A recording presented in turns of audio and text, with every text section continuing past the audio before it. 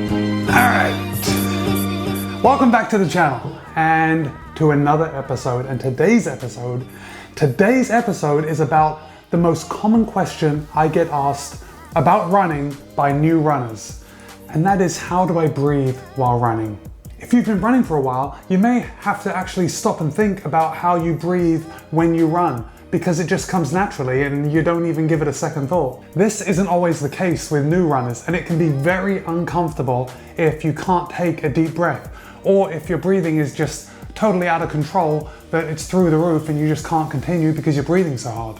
All right, that's what this video is going to be about. If you guys have any questions that you want answered, go ahead and write in the comments. I always respond to each and every one of you. And if there's something you want me to do a video on, again, in the comments, and I'll hook you up. Oh, and if I do a video on your comment, on your idea for a video, prepare for your life to change. Because when I give you a shout out in this video, great things are gonna happen, great things. Okay, let's get into breathing while running.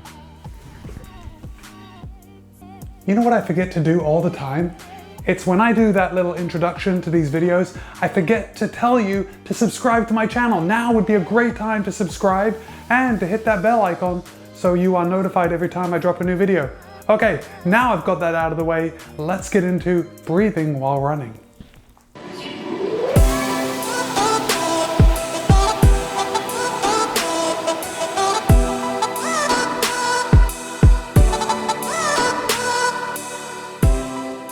First, I'm not a doctor. I'm just a guy on the internet that likes to run.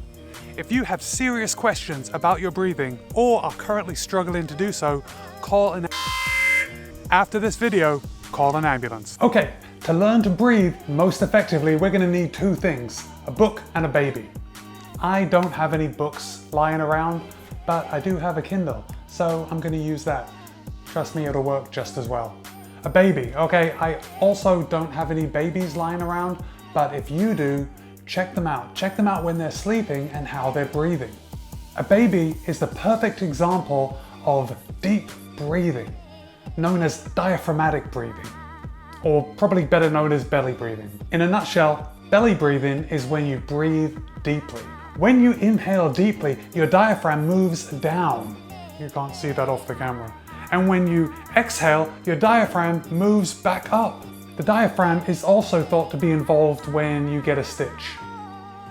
Okay, time out. Let's pause for a second. What do you call that sharp pain in your side that you get while running? You know, it's usually when you're running fast. You may not have had it since you were a kid, but I know you know what I'm talking about. You probably remember that uncomfortable feeling from PE class. I call it a stitch, but I think a lot of people here in the States call it a cramp. Is it the same thing? Let me know in the comments below. More on stitches in a second. How can you tell if you're belly breathing? Let's do a practical.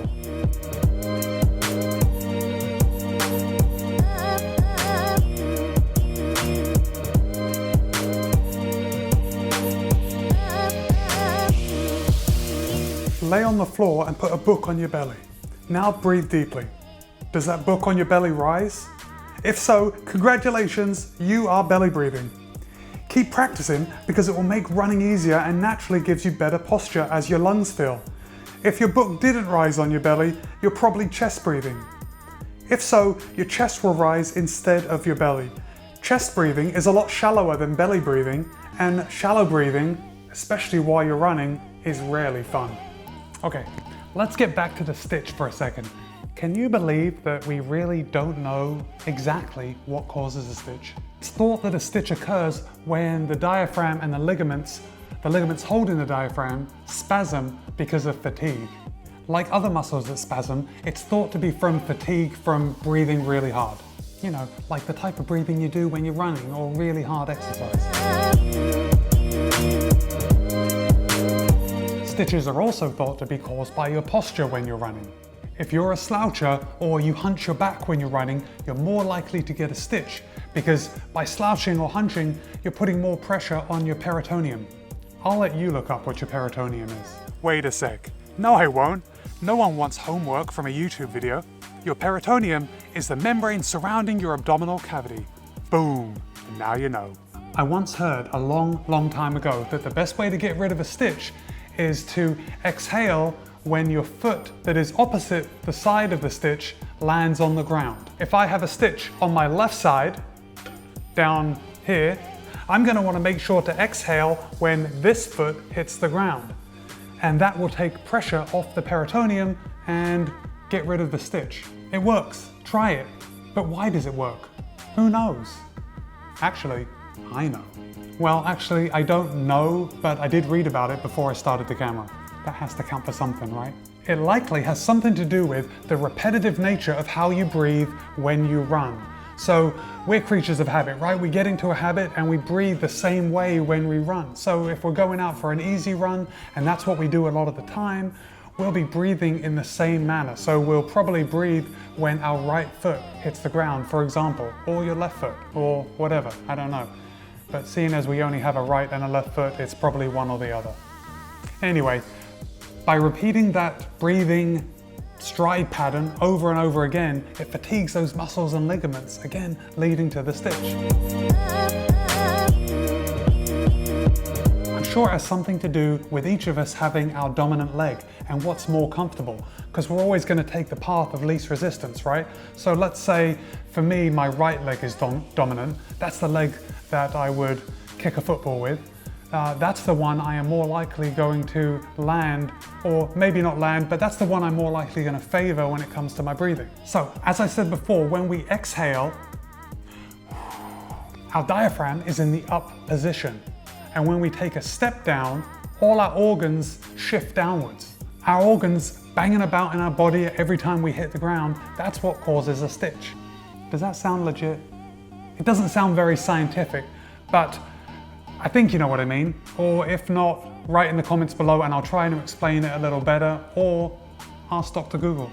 Like I said, I'm no doctor, and it does seem a little funny that in 2019 we don't know exactly what causes a stitch, but we have a good idea, and what I just told you about seems like a good idea as any. The fact is that stitches happen to new runners more than runners with experience. This is likely due to experienced runners being stronger than new runners. Remember I said how a spasm is caused by fatigue? Well, like other muscles, you can strengthen muscles and ligaments with repeated exercise. You know that. Focus on core exercises. Breathe deeply and run easy. You'll likely avoid a stitch that way. Okay, what do we have so far? Number 1, belly breathing. Practice that belly breathing. Breathe deeply and let your diaphragm drop and your belly expand as you breathe. Number 2, posture. Maintain good posture. Shoulders back, chest out, and relax those shoulders. Don't be all like, having them bunched up. Relax them, make sure they're back. Number 3, do strength work, specifically core work. Core work is going to help you in a lot of other areas besides running, but it's also going to help you running, which is the main thing, right? If you do get a stitch, slow down. Slow down and concentrate on your breathing. Take those big belly-filled breaths and walk it out. You can just slow down your pace, but walking will sometimes make that stitch pass a little quicker. Remember to breathe. As I mentioned earlier, questions from new runners about breathing while running are so common that it made me wonder what is behind it. Now, I used to think, and I suppose there's something to it, that maybe these new runners are just running a little too fast too soon. So are they running too fast before they actually get used to it, before they build their muscles, before they build their aerobic capacity? Perhaps that has something to do with it, but I think there's a little more to it than that. Should you breathe through your nose or your mouth when running? That's an excellent question. Breathing through your nose promotes better blood flow and better oxygen absorption. On the inhalation, greater air pressure is produced. On the exhalation, if you're breathing through your nose, your lungs have more chance to absorb the oxygen from the air. So you're breathing out of your nose, you can't exhale as quickly, so your lungs have more time to absorb that oxygen. While this sounds really good, it doesn't always work like that in practice, because when you're running, your body needs more oxygen than these 2 little nostrils, these 2 tiny little holes can provide. Don't believe me? Go out for a run and keep your mouth shut. Breathe only through your nose. Yes, you will be able to do it, but as soon as you start picking up the pace and your body requires a little more oxygen, you're gonna struggle. Let me know how that goes in the comments below. Instead of just breathing through your nose, try combination breathing. Combination breathing is a mix of breathing through your nose and your mouth. If you deduced what combination breathing was before I spelled it out, go ahead and write combo in the comments below. You're the smart ones. Also, if you're getting any value from this video, give it a thumbs up and be sure to subscribe so you don't miss any of my other videos. Combination breathing allows you to take in enough oxygen to power you through your runs. Combo breathing, that's the way to go. Alright guys, what is best? Is there a specific breathing rhythm that you should use to get optimal performance? And in a word, no. There is nothing specific because, get this, everybody's different. Not only is everyone different, everybody runs at different paces depending on what kind of pace they're running. If they're running slower, their breathing is going to be a lot easier. If they're running medium, it's going to increase a little. And if they're running hard, get this, you're going to be breathing harder. Captain Obvious right here. You've probably heard of specific breathing rhythms while running. An example would be something like this. For an easy run, you may do a 3-3 or a 4-4 ratio. That's breathing to steps. For every breath you take in, you take 3 or 4 steps. During a hard effort, you may find yourself running at a 1-to-1 ratio. That definitely sounds like me during a 5K effort. Okay, I don't recommend any specific breathing patterns for you specifically, you know who I'm talking about, because you just have to try them out and see what works best for you, because as I said before, everybody's different. The only thing I am 70% sure of is that you should continue to breathe whenever possible.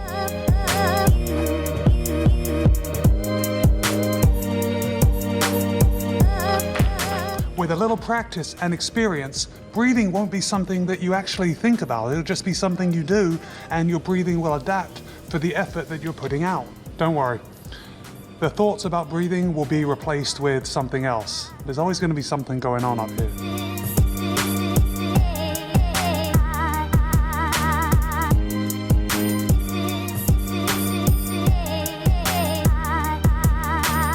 The question of the day is, what breathing tips have you found useful? Answer in the comments below and I'll respond to each and every one of you.